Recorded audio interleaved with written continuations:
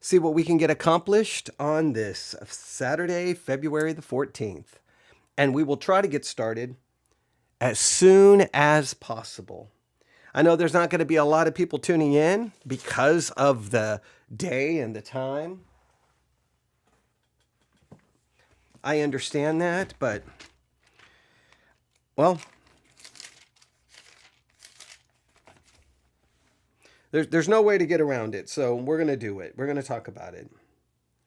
I don't know if this is the way I want to talk about it. I don't know if I'm going to be happy, but it's what we're going to do. I understand that, but... Here we go. Let's turn off live chat.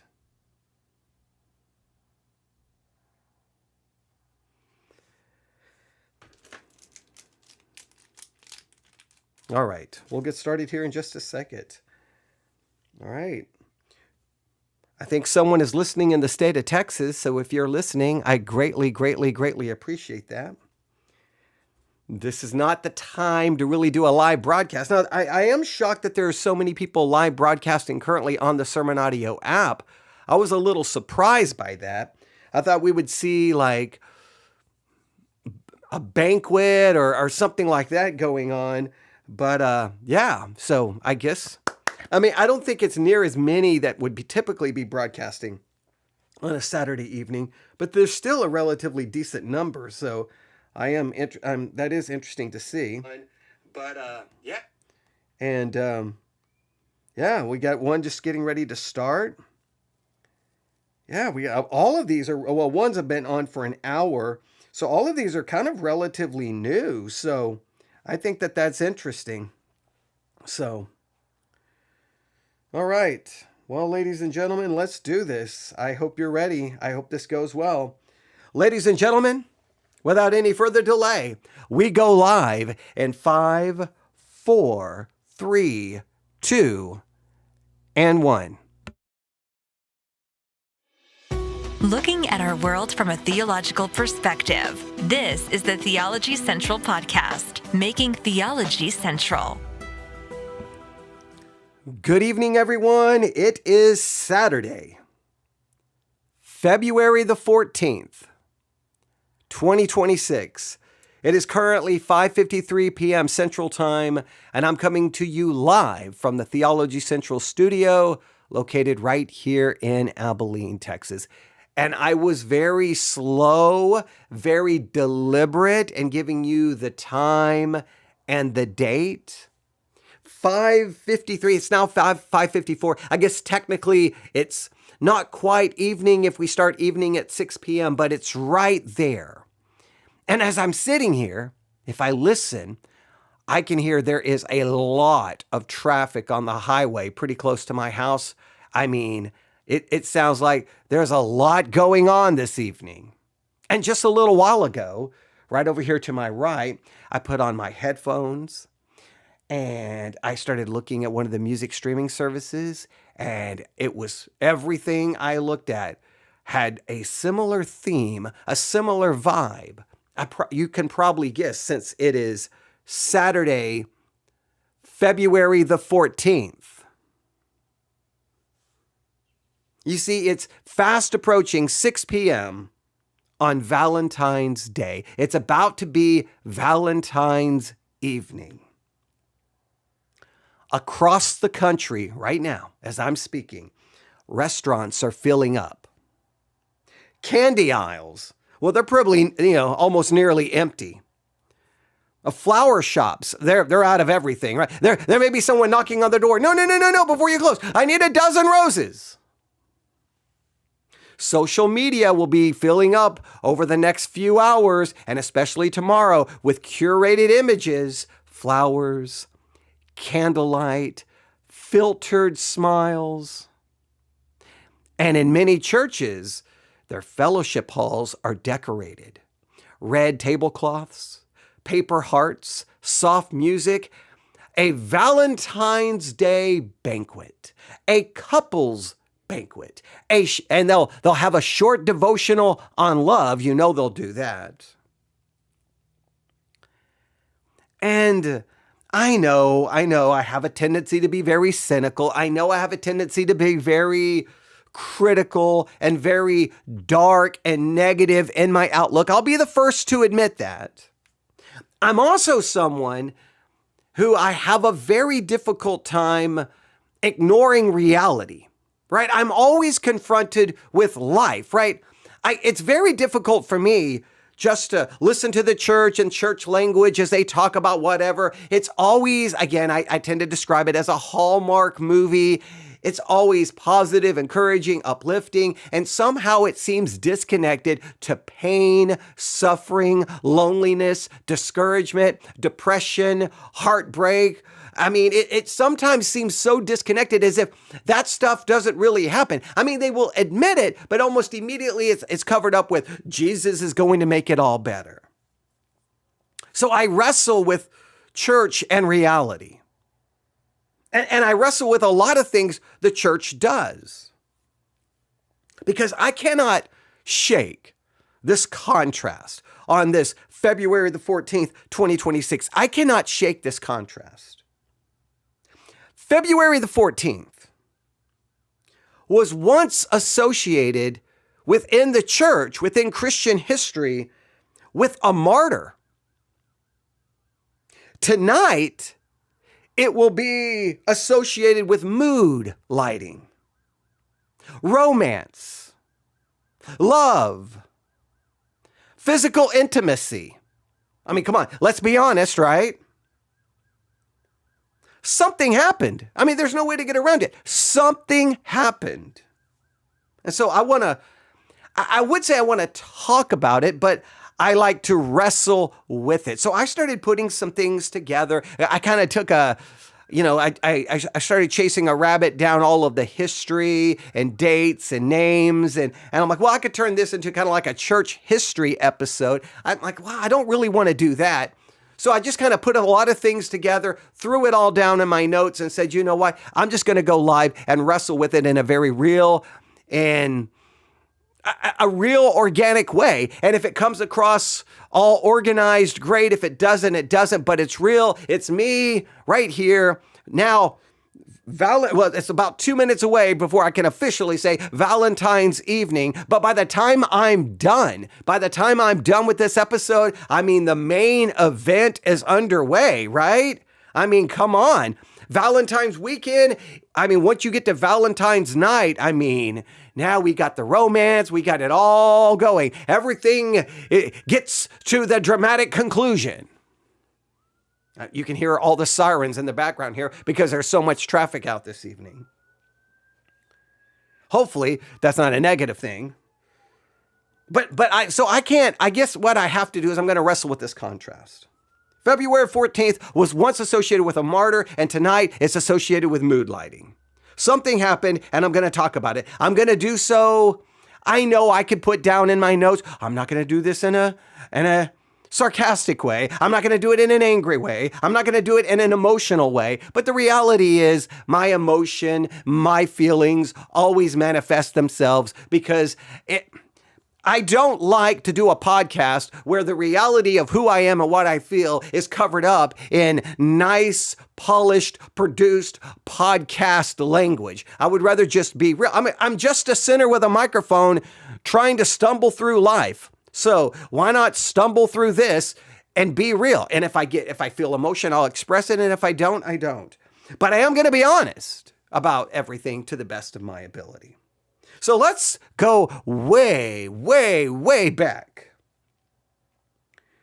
What did February the 14th originally mean when we look to the church, when we look to Christianity? Now, I'm not going to go through every bit of the history and all of the details. And I know some people will say, well, it was this, and then they did this to connect it to a pagan. And there's a lot of that's greatly disputed, and there's great questions about it. I'm not to get into, Conspiracy Theory 101. I hate that never-ending nonsense because I think it's a waste of time. And if you have facts that go against the conspiracy theory, the people who hold to the conspiracy theory will just say your facts are a part of the conspiracy. It's just mindless nonsense. So I have no desire to get into all of that. If some of you want to start sending comments, okay, go ahead. But I mean, it's just, we'll just go around in circles. I just want to try to get to some basic history here. The early church commemorated a man named Valentine. Likely there was more than one martyr by that name who died under Roman persecution, all right? So I want to make sure you realize it was supposed to commemorate a man named Valentine, but most likely, historically, there was more than one martyr by that name. So there's a lot of the history is very much disputed and very much in question. And this led the reformers to, this was all about commemorating a martyr, or as the church would have said, as it developed, a saint. And the reformers were kind of like, this whole saint thing, nah, let's get rid of that. Let's get rid of that. Let's get rid of that. And wait, there's not a lot of history here for this Valentine martyr. Let's just get rid of that. And an unintended consequence by doing that, it kind of leads to, well, what happens to Valentine's Day? And I know it's not what the reformers intended, but they kind of then, well, if it's not going to be about a martyr, we're going to make it about something else. And well, you have the influx of culture, and we have a lot. We'll get to all of that. But originally, it was to commemorate a man by the name of Valentine. Most likely, there was more than one martyr by that name, and he died under Roman persecution. The details are debated. Let me make that very clear. The details are debated. And not only are the details debated, I mean, come on, let's just be honest. Legend grew over time. I mean, it became a lot of, adding details and becoming legend. But the core fact, I think, is pretty simple. This man was remembered as someone who would not renounce Christ. In the early church, feast days were not sentimental. They weren't supposed to be sentimental. They were reminders of maybe fidelity under threat. Being loyal to Christ, having fidelity to Christ happens under threat, under danger, under possibly losing one's life. Love meant allegiance. Love meant loyalty.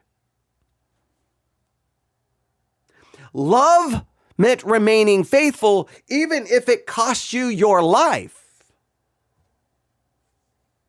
When Jesus said, "Greater love has no man than this, that he lay down his life," the early church took that very, very, very seriously, and they kind of took it upon like, oh, not about Christ laying down his life, but us laying down our life for him. So I think we can say February the 14th, originally in the church, was about love that bleeds. February the 14th in the early church was about love that bleeds. A love that bleeds. Oh, I could say so much there. We could go in so many directions. And I think that the original focus on love that bleeds, I think it matters, and it matters a lot, because once we look at what February the 14th originally meant, it meant love that bleeds. That's simple. But the culture changed. There was a cultural shift. Over centuries, which is true about everything, the meaning begins to drift. I could go pull up the actual poetry, and I could actually get into all of the names, but just think about this. Medieval poetry began connecting February 14th with romantic pairing. I think the original poetry was about birds finding a mate, if I remember correctly. I'm going on memory there, so don't hold me to that, all right? That's a little bit of just trying to remember. But they begin, one individual began to write, he wrote a poem kind of connecting February 14th, I think, with birds finding their mate, and it becomes this kind of romantic pairing. The Victorian era, hey, let's take this idea of affection and let's really, let's try to create an industry around it. Printed cards, sentimental imagery, stylized romance. And by the 20th century, ladies and gentlemen, Valentine's Day became fully commercialized. I mean, completely. The martyr disappears. I mean, come on, the martyr, you gotta go. You're crashing my vibe here, right? I mean, come on, you're crushing the mood here. I mean, come on, you're really ruining this. All right, come on now. The martyr's gotta go. Romance replaces him. Not love that bleeds, but we need a romantic love. And the church did not really resist. I think it's hard. I mean, there's no way to get around it. The church really did not resist it because, again, within the Protestant Reformation, it was like, well, these feast days that the Catholic Church has, and they remember this saint, and oh, we're going to get rid of all of that. And this whole Valentine guy, we don't even know if he was around. We don't know enough. Just throw it out. Now, they thought they were kind of going for theological purity, but the inevitable thing is once something is there and you throw it out, people are going to replace that thing with something, right? I mean, once you remove something, it's going to be replaced by something. I mean, that's the way it works. There's no way around that. And so it's basically the church is like, well, we got rid of that. Well, and then, well, culture is right there to go, hey, we got an idea. We know what we can replace this with. You could say this, the church did not resist, it adopted. And this is where we have to be careful because this is important. Adaptation, when we adapt, when we kind of adopt something, when we adapt something, when we bring something along, that doesn't mean we're going to redeem that thing. In no way, shape, or form, adaptation is not redemption. Sometimes adaptation, this is very important, is nothing more than surrender. Many cases when the church adapts, or hey, we're going to adopt this, we're going to adapt to this, we're going to bring this on. What it really signifies is not, oh, we're going to redeem it. It means we're going to surrender ourselves to it. And let's just be honest, that's what happened. And that's happened in countless areas within the church. So we go from love that bleeds to a love that feels. And this is important. When we look at what happened, okay, we start with a martyr, possibly two martyrs. They die for their faith. Okay, we move forward. Then next thing you know, it becomes a poem about birds. Okay, now it becomes about romantic pairing. Oh, now it's turned into an industry. We have cards, we have romance. Okay, boom. And the church doesn't really resist. It tries to kind of adapt to it in some ways. And they don't really redeem it. They kind of lose control of it, meaning they try to connect it to something spiritual, but overall the culture is going to win. Now, when you look at this shift from love that bleeds to love that fills, to me, it makes sense. And I want us to take a step into this and go a little deeper because I think this is very, very important. Now, this is where I'm going to sound very cynical. I'm going to irritate some of you, and some of you are not going to like that, but you're about to get my kind of maybe my very negative feelings here. Are you ready? All right, so think about this. What if, and I'm gonna try to phrase it as a question, but I want you to think about this. What if the historical drift from love that bleeds to love that feels wasn't just a cultural revolution? I really want you to think about this. What if I'm going to start coughing. What if the historical drift from love that bleeds to love that feels was not just a cultural revolution or a cultural evolution? So instead of using the word revolution, I'm going to use the word evolution. So let me state it this way. What if the historical drift from love that bleeds to love that feels wasn't just a cultural evolution or a step in cultural evolution? What if it was theologically inevitable? What if this move from love that bleeds to love that fills wasn't just cultural evolution? What if it was theologically inevitable? There was no way to get around it. It was going to occur. It was theologically inevitable. It was a theological certainty. I want you to think about it. I want you to think about that. Is it possible? I'm going to kind of argue for that it was theologically inevitable. I'm not going to so much look at it as cultural evolution. I think it was theologically inevitable, or at least I'll put that forth as my hypotheses. Now I want you to think about it. The early church remembered a martyr, a love that cost you everything. And over time, that became romance. Love that fulfills you emotionally. Please see that shift. It's about a martyr, a love that will cost you everything. And then it changed to a love that fulfills you emotionally. Come on, write that down. We went from a love that will cost you everything to a love that will fulfill you emotionally. Now, we could sit here and criticize the culture, but I don't typically go that way, right? I think maybe we shouldn't be surprised, because that movement from sacrificial love to emotional fulfillment is exactly where fallen human nature naturally goes. From sacrificial covenantal love to emotional fulfillment is exactly where fallen human nature naturally goes. It's not an accident. It's anthropology. It's the reality of who you and I are in our very essence and our very nature. Human love, whether you like this or not, is naturally about what I can get from it. I love so that I can get, so that I can receive.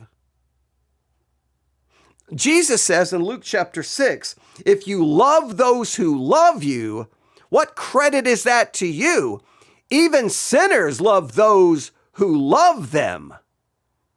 Now that is devastating, and it's devastatingly honest. Human love operates on what am I going to get? Oh, I'm going to love, but man, there better be something coming back. And if I don't get something back, come on. I'm going to love, and if I don't get something back, what's going to happen? Oh, come on, you know what's going to happen. Things are going to start falling apart. Oh, you may still be together. You may still be in the same house. You may be under the same roof. But you become roommates. You become two strangers passing through the kitchen. You end up in couples therapy. You end up heading towards divorce court. You're going to love in order to get. And if you don't get, the wheels come off. We love because we get companionship. Come on. Don't say that's not true. You love someone, and what do you get in return for loving them? You get companionship. You get affirmation. You get physical intimacy, which then meets physical biological needs. You get support. You get security. You get a relief from the living hell of loneliness.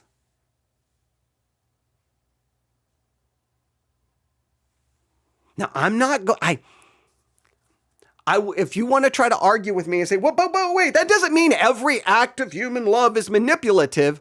Okay, you can say that. I'm just going to say every act of human love, when you strip away all of the pretty, when you strip away all of the nicety, you get down to some very selfish motivation, whether you like it or not. I know you may say, but that doesn't mean our love is never unconditional. Okay.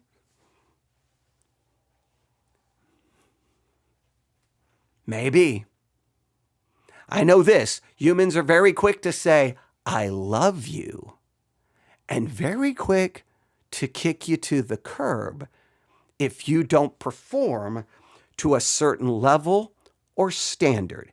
And that can happen really, really fast. Now, they may not kick you to the curb in a literal way, but you may get kicked to the curb emotionally, and then slowly but surely you're drifting apart, and then you know all the problems. Inevitably, one partner in this situation that's falling apart is going to be saying, you did this to me, you don't do this for me, I'm not getting what I need. Even if they try to frame it in a different way, it's going to go something like, you didn't do this, so it's over. I didn't do what? How many things? 2, 3, 4 things. Sometimes you don't even know what happened.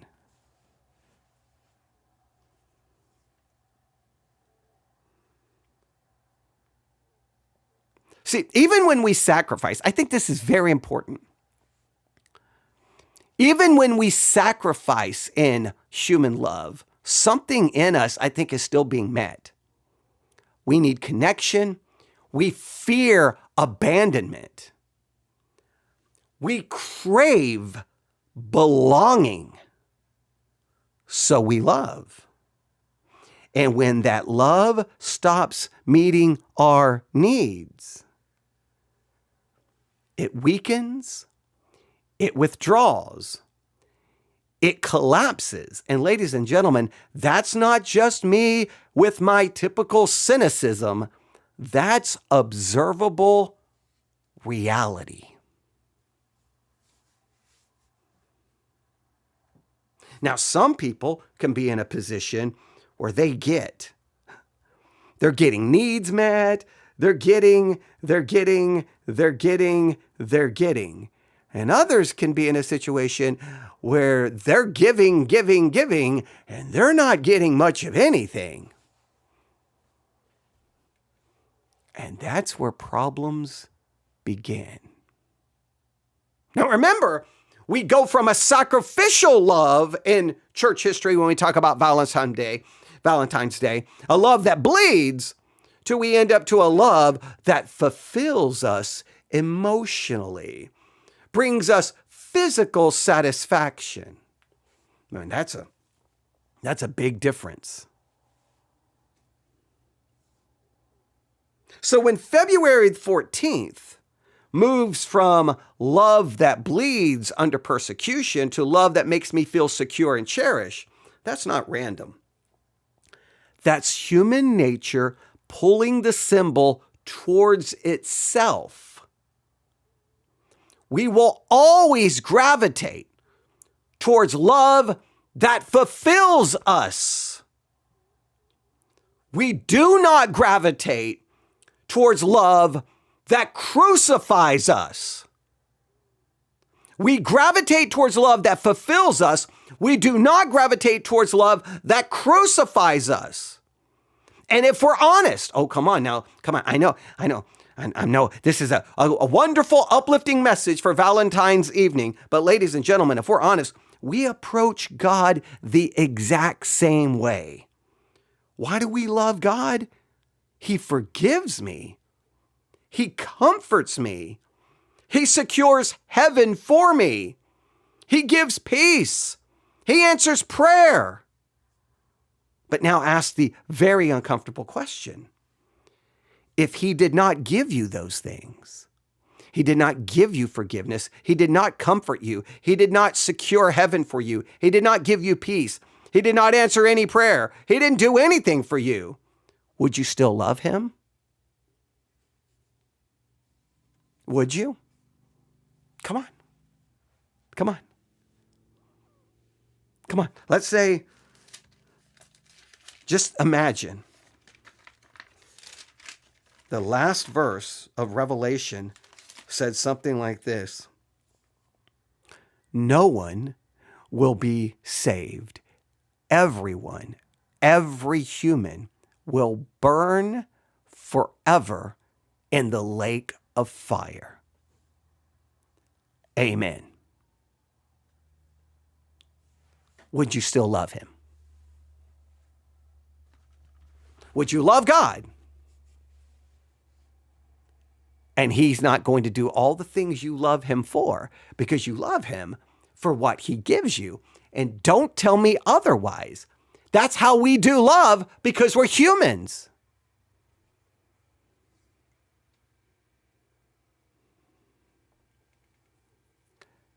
Now, divine love is supposed to be categorically different, at least to some level. Because we have like Romans 5:8, while we were yet sinners, Christ died for us. Not while we were improving, not while we were lovable, not while we were giving him anything in return, while we were enemies, while we were hostile, while we were indifferent, while we were self-absorbed. Christ loved us and died for us. Christ's love does not originate in response. In other words, his love does not originate in my response. It originates in his character. Human love tends to say, I love because you. Christ's love says, I love despite you. That's not sentimental, that's supernatural. So when Valentine's Day drifts from martyred blood, or the blood of martyrs, to emotional affirmation, it's actually revealing something about us. We prefer love that feels. We prefer love that gives us something. We prefer love that meets our needs. But the cross confronts that instinct. The cross is love that gives when nothing is returned. And I think this is very important, because I know even with Christianity, we're like, well, God loved and God sent his son and he died and he paid for all your sins. He washed them away as far as the east is the west. He threw them into the deepest ocean. He imputed the perfect righteousness of Christ onto you. But wait. You're not really saved unless you do A, B, C, D, E, F, G, H, I, J, K, L, M, N, O, P, Q, R, S, T, U, V, W, X, Y, and Z. I don't know if I got them all right, but you got, until you've done the entire alphabet, until you've passed the MacArthur test, until you've passed the Jonathan Edwards test, well, then you're probably not saved. Well, no, that's not an unconditional love. That's a love says, well, if I truly loved you and truly saved you, then you'll do this, meaning I have to do this somehow to earn it. You say, no, you don't do it to earn it. You do it because you got it.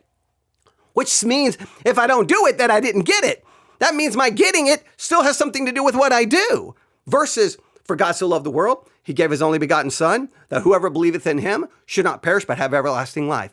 And that we're saved apart from the works of the law. And that Christ's perfection is imputed to our account. That has nothing to do with us. The cross is love that gives when nothing is returned. The cross is love that gives when nothing is returned. Love that remains when betrayed. Love that bleeds when abandoned. That kind of love does not originate in us. It originates in Christ. And I think that's why the drift matters from a love that bleeds to a love that feels.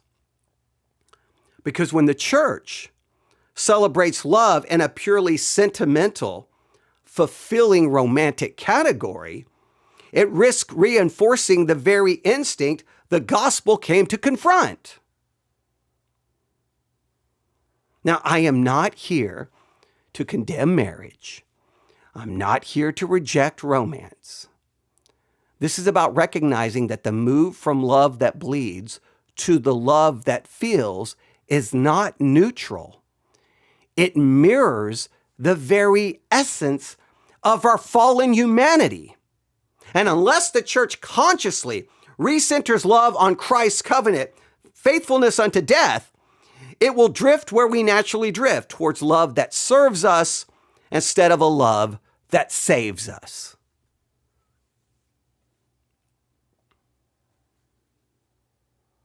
Now, there's another thing. I guess we could add this to it. I won't make a big deal out of it, but I know it's happening. It may have happened last night in many churches. Some may be doing it tonight.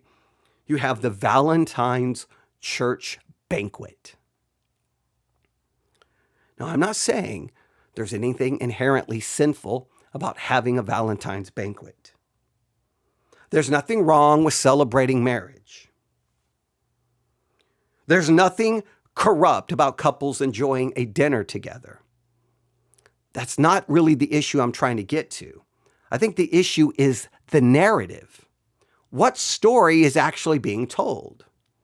If February the 14th in the church becomes a marriage celebration, a sentimental reflection on love, a moral exhortation to love like 1 Corinthians 13, then I think something shifted. We have moved from love as the blood of a martyr being loyal to Christ under persecution to love as some kind of emotional affirmation and relational fulfillment. That is not a minor theological shift, ladies and gentlemen. That's a redefinition. I think what I'm trying to say, it's not about whether the church Valentine's banquet is wrong. It's about whether the cross is completely missing. So ultimately, we didn't redeem the day. We simply rebranded the day. And it kind of rebranded it about a love that fulfills versus a love that bleeds and dies and sacrifices.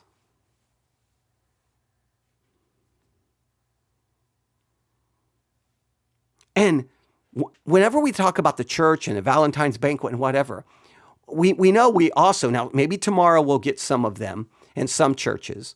You're going to get Valentine's Day type sermons. And it's going to be open your Bibles to 1 Corinthians 13. But what are they going to do with it? They're going to say, love your spouse better. Be more patient with your kids. Be less selfish. Which then turns Valentine's Day into law. And law applied to marriage on a day already filled with cultural expectations just becomes more crushing weight. Because let's tell the truth and let's be very, very, very honest. Human love fails. Marriages struggle. People are lonely. People are divorced. People are betrayed. People are widowed. And if a church holds a Valentine banquet and speaks only in polished romantic tones, without acknowledging the reality of human brokenness, it begins to feel disconnected from the world that screams suffering. And that's the disconnect I feel constantly when the church does anything, when the church talks about anything. It seems to be disconnected from a world that screams pain, suffering, loneliness, not getting any fulfillment.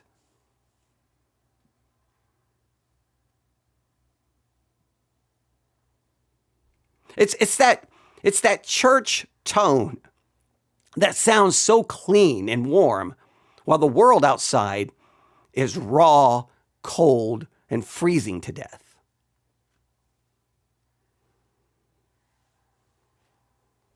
So the church does a lot of these games. And so that we can just get to church history, they did not redeem it. They were absorbed by it.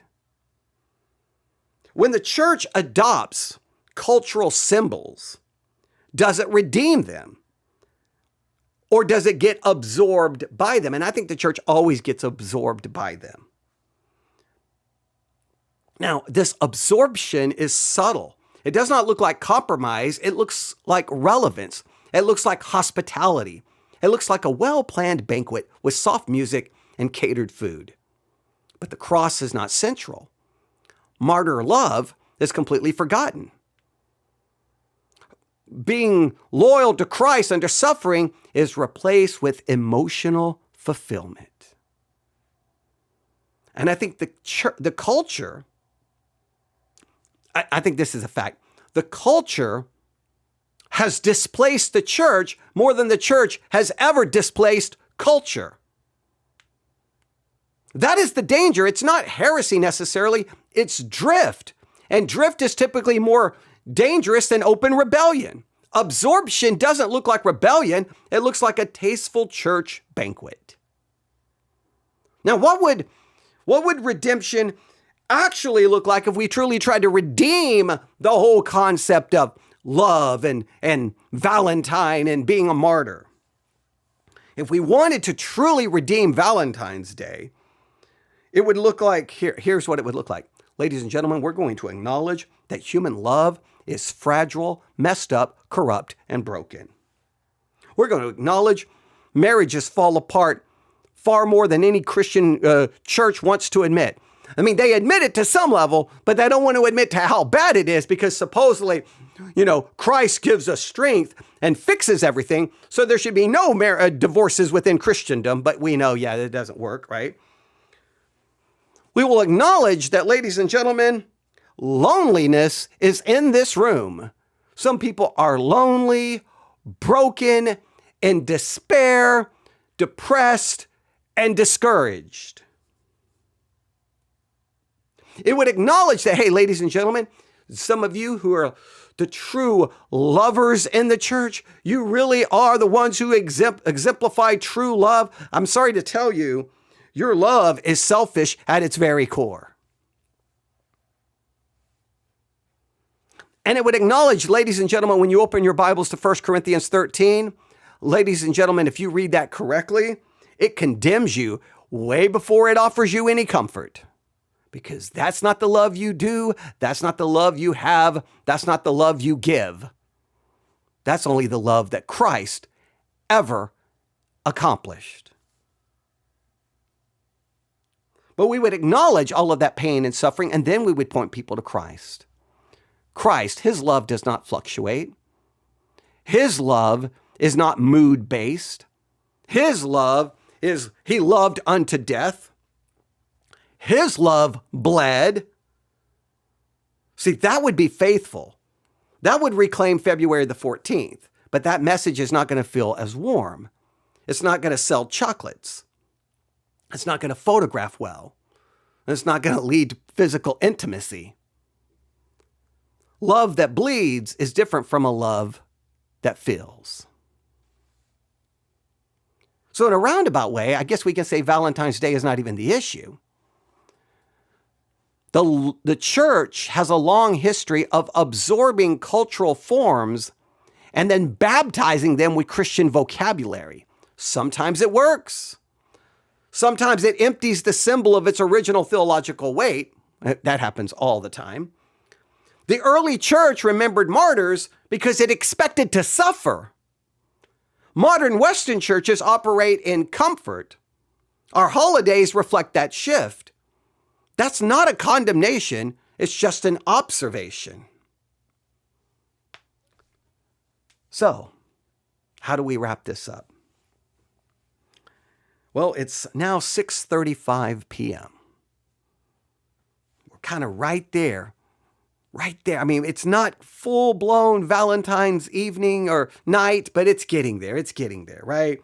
People getting ready, people getting dressed. Some time zones, you're already out. It's the night of romance, and that's what it's going to be. So it's Valentine's evening, Valentine's night in some time zones. Some banquets will be happening. Music will be playing. Photos are being posted. And in the background, somewhere way back there stands a martyr. The question is not, is it wrong to celebrate? The question is, what kind of love are we training people to expect? Love that feels good or love that remains faithful when it hurts? Because those two loves behave very differently when life falls completely apart. February the 14th once reminded Christians that love may cost you everything. Tonight, it's going to remind you that love makes you happy, brings satisfaction, maybe emotionally, maybe physically. Now that shift is worth thinking about. At least it's worth thinking about. And maybe, just maybe, it should think harder before it trades blood for banquets. So as the main event of the holiday, it's right here. We're just hours away from the main event. Some people tonight are going to feel very cherished. Some are going to feel so disappointed. Some are going to feel the beauty of touch and companionship. Others are going to feel the crushing weight of loneliness. Some are going to feel painfully aware of what they don't have, while others are going to experience what they do have. Some right now are going to be sitting across from someone they love, but maybe they're quietly wondering if this love is going to last. And over all of this hangs a question: what kind of love are we trusting? A lot of people tonight are going to celebrate a love that feels good, a love that reassures, a love that feels loneliness, a love that says, "You complete me." And there is something beautiful about companionship. But if that's the highest form of love we know, it's fragile, because feelings change, bodies age, health fades, conflict comes, betrayal will happen, death will interrupt everything. And love that depends on what it receives will always tremble when what it receives is threatened. And that's why the cross should matter tonight. Because the cross is love that did not feel good. The cross is love that was not repaid. The cross is love that was mocked. It was rejected. It was abandoned. The cross is love that bled when nothing was coming back in return. And that kind of love does not originate in us. It originates in Christ Jesus. February the 14th once remembered a martyr. It was a reminder that love might cost everything. And tonight, most people are just going to remember romance. And maybe that historical drift tells us something uncomfortable. Left to ourselves, we will always move from love that sacrifices to love that satisfies. From love that gives to love that gets. From love that bleeds to love that feels. But the gospel interrupts that drift.